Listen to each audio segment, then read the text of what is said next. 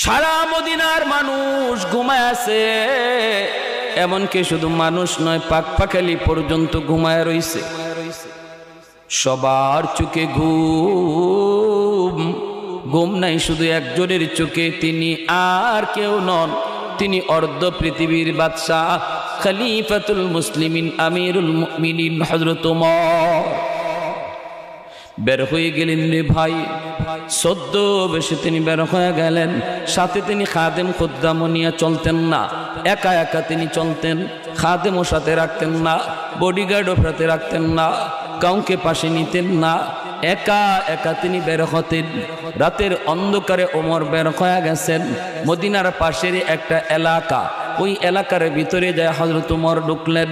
হঠাৎ করে দেখতে পেলেন রাস্তার কিনারা একটা ভাঙ্গা ঘর, এই ঘরের ভিতরে মিটি মিটি আলো।